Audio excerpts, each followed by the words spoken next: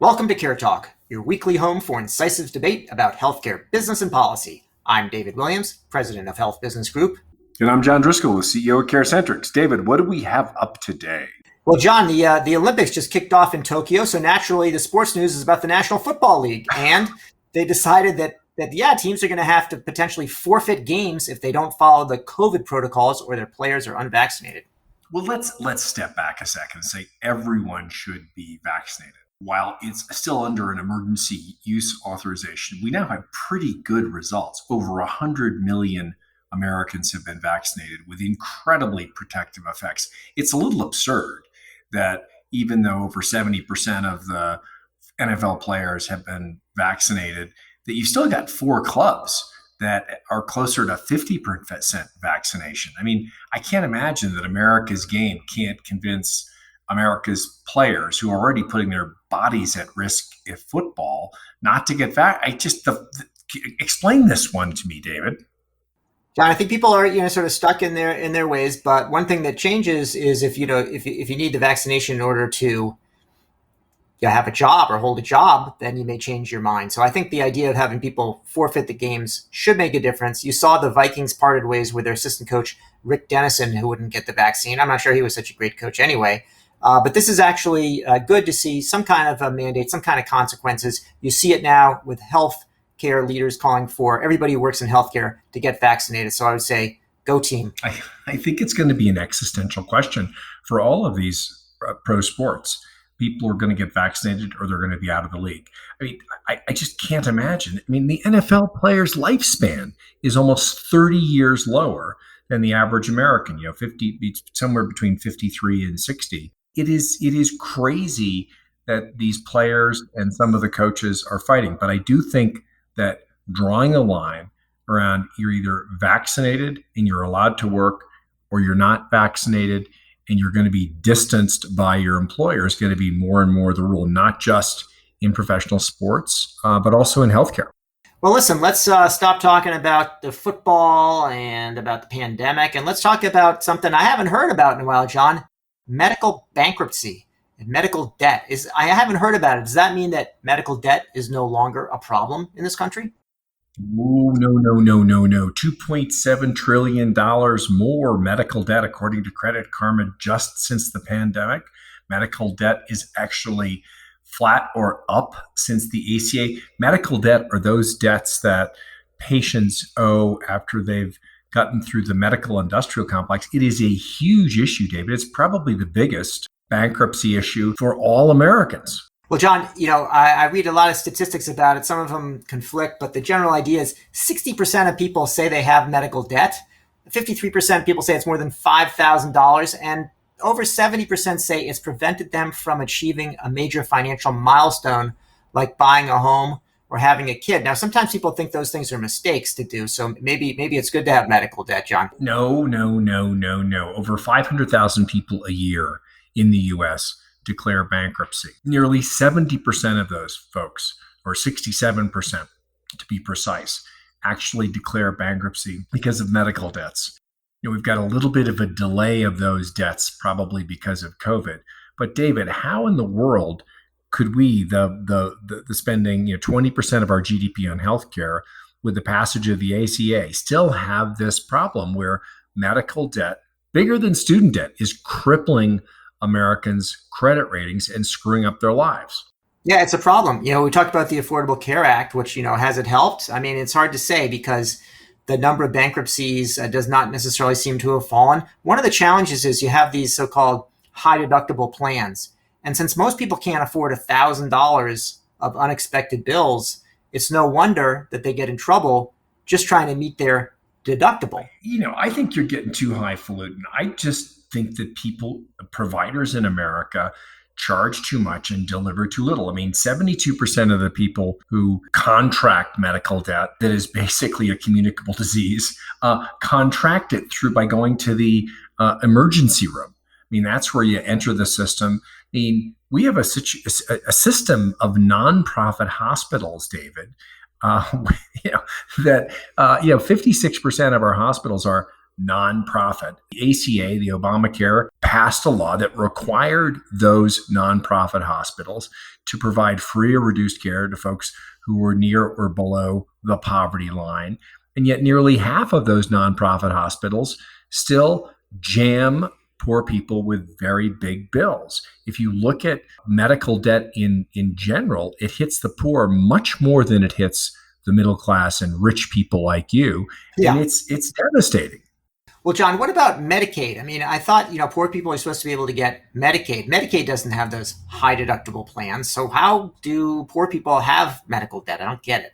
I think your high deductible issue is a canard, David. I think you're trying to distract the issue from hospitals and doctors charging too much and not in any way making room for the average poor or working class patient that doesn't know how to navigate the nonsense and the complexity of the medical industrial complex. If it's hitting the poor more frequently, and half of all nonprofit hospitals, which are more than half of the hospitals in the US, are still sending some of the highest bills to the people who are least capable of paying it, that's a prescription for medical debt and bankruptcy. I mean, as you said, 3/4 of the people with medical debt are postponing major life choices. You may not approve of those life choices like having a child, but they would like to have the option. And it just doesn't make sense. 70% of Americans have experienced some form of medical debt, whether it's from the ER or going to the doctor or test results. The bills are complicated, and I think the system is taking advantage, unwillingly perhaps, of the least capable folks to pay the most. It just doesn't make sense. John, I appreciate you, identifying whatever canard I had thrown out there. I think I've been at the beach. I've got some sort of a duck or something. But let's give some credit to the Affordable Care Act, Obamacare, because you do see that the Medicaid expansion states, the ones that expanded Medicaid and more poor people can get Medicaid, they do have a lower amount of medical debt. And you see where the highest dollar amounts for medical debt are in the South, which is also where where states haven't expanded Medicaid, and the lowest debt is in the Northeast. But to put it in perspective, John, medical debt, as you say, is now the biggest category of debt overall. And did you know, in fact, it's bigger than credit cards, utilities, and phone bills combined? No, it's insane. It's really insane. And I think that what you saw Bernie Sanders, who in many ways has a better nose and feeling for where some of the popular movements are likely to come from, at one point during the campaign talked about canceling all medical debt. The reality is, because of what you just said, a lot of attention's been around canceling student debt because that's a big middle class issue. But medical debt's actually significantly higher and affects more Americans. I think it's we're either going to fix this or someone's going to decide to just cancel all the bills. John, I'm not a big Bernie bro like you, but I did go back to that campaign rhetoric and noted that he had called for canceling medical debt.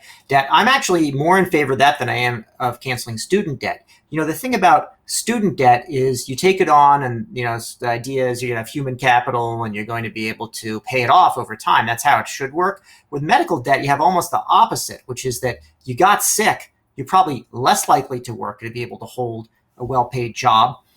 You certainly didn't say, oh, I'll go, with college, you can say, I'll go to community college or I'll go to state college versus a private school. With the hospital, you often don't really have a choice. And you have no idea what something's going to cost. So I'm more in favor of canceling medical debt than I am student debt. Well, and how about Representative Katie Porter's recommendation that we pass a law that does not allow medical debt in any way, shape, or fashion to affect your credit rating? Because she makes the very sensible point that you're making, which is this isn't a question of personal responsibility or choice. Often you're getting a medical debt because you had a baby and it came a little earlier, you were underinsured.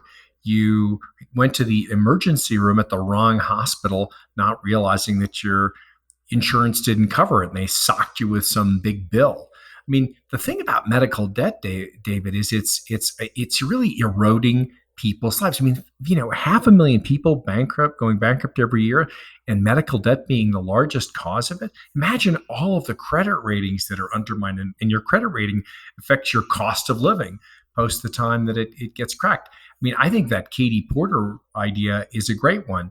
But there is, the only light at the end of the tunnel here, or the only light in the middle of this battle, I guess is a better way of thinking about it, is that people should know they can negotiate their bills with pretty much any provider when they can't pay. So, John, sometimes you see the light at the end of the tunnel as an oncoming train, which may be the case in here. Let's talk about how medical debt is different from other kinds of debt, because I agree with you. A lot of times these bills are inflated in the first place, or they should have been covered by insurance, or there's just an error. It's confusing. I'll get somebody who's trying to collect a so-called medical debt from me, and I'm like, I don't owe that. That number is a nonsense number that they just made up, and maybe it wasn't even for services that I had. You're talking about a personal experience you had in the last few months, are you? No, I'm not. But I'm talking about something that happens to me all the time, John. I get these things, and it's like, it's ridiculous. What is it? And sometimes you say that you have these nonprofits. They're not non-businesses, though. They're just not paying taxes. That's what makes them a nonprofit. It's really complicated, and every consumer should try to negotiate their bill. I mean, studies have shown that when you negotiate your bill down to what you can pay, in 62% of the cases, or 60% of the percent of the cases, people are successful at negotiating in the bill. And close to 20 to 30% more are partially successful at negotiating the bill. So you're in really good shape if you know to negotiate and that you can, either through yourself or an advocate. I mean, David, both you and I have been through circumstances where we've had to, complex medical bills because of ourselves or our families, and you get them and they make no sense. They aren't even right half the time. And you have to push back. Otherwise, you will be overcharged and in many cases unfairly charged by your healthcare providers. Now, John, you're a well-known philanthropist, but I think you're also a well-known sucker. So, you see these things where people are raising money to pay off somebody's medical debt, and you've been known to donate to those. And it's just like, why don't you tell them to negotiate instead of giving them $1,000 and say, pay off this hospital that probably doesn't deserve it in the first place?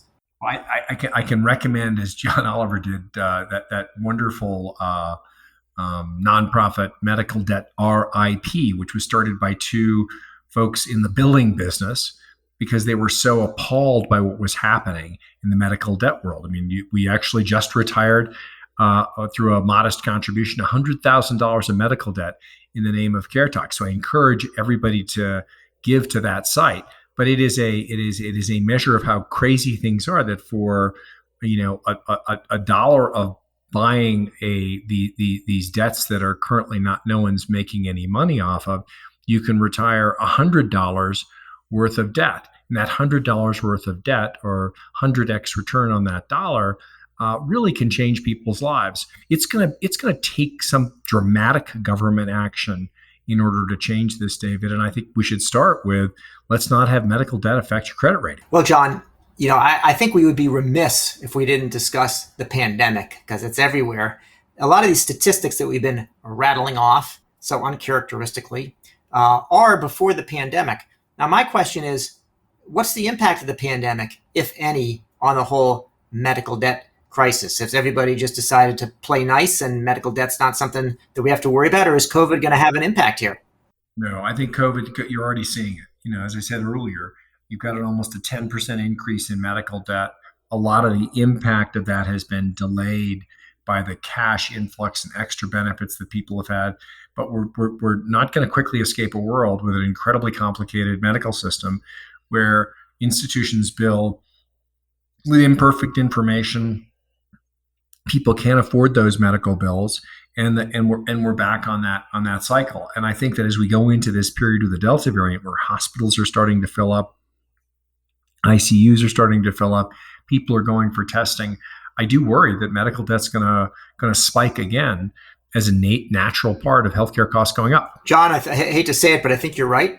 I think the other thing that may happen, this may combine with these so-called long COVID syndrome, where you've got people that recover from COVID initially, they go back to work, but it turns out they can't work to the same level that they did before. They have to take fewer hours, a lower paid job, or they may have to go on disability and they'll have trouble paying their medical debt. So, John, on that happy note, why don't we call it quits for yet another episode of CareTalk and try to find something happier to talk about next week. I'm David Williams, president of Health Business Group. And I'm John Driscoll, the CEO of CareCentrix. Remember to negotiate your bill and remember to subscribe.